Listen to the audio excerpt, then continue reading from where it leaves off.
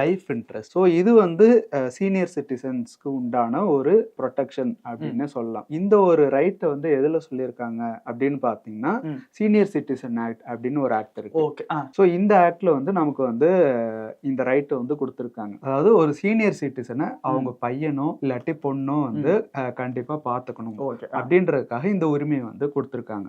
So suppose என்ன இவங்க பார்த்துக்கல அப்படின்னா நம்ம வந்து section 23 of senior citizen act, இந்த செக்ஷன் கீழே வந்து இவங்க என்ன பார்த்துக்க மாட்டாங்க, ஸோ இதனால என்னோட சொத்தை வந்து எனக்கு திருப்பி கொடுத்துருங்க, நானே எனக்கு உண்டான செலவெல்லாம் நான் பார்த்துக்கிறேன் அப்படின்னு வந்து நம்ம ஒரு கேஸ் ஃபைல் பண்ணலாம். ஸோ அதை விசாரிச்சு வந்து கோர்ட் வந்து சரி இவங்க உங்க பசங்க உங்களை சரியா பார்த்துக்கல, ஸோ அதனால உங்க சொத்து வந்து உங்களுக்கே வந்துடும், நீங்க இந்த செட்டில்மெண்ட் டீடை வந்து கேன்சல் பண்ணிக்கலாம் அப்படின்னு வந்து சொல்றாங்க. அப்போ வந்து இந்த சீனியர் சிட்டிசனா இருக்கும்போது அந்த ஆக்ட் கீழே தான் வந்து பார்த்தீங்கன்னா அவங்க பதிவு பண்ண. ஆமா, இந்த ஆக்ட் கீழே இவங்க இந்த உரிமையை வந்து பெற்றிருக்க முடியும்.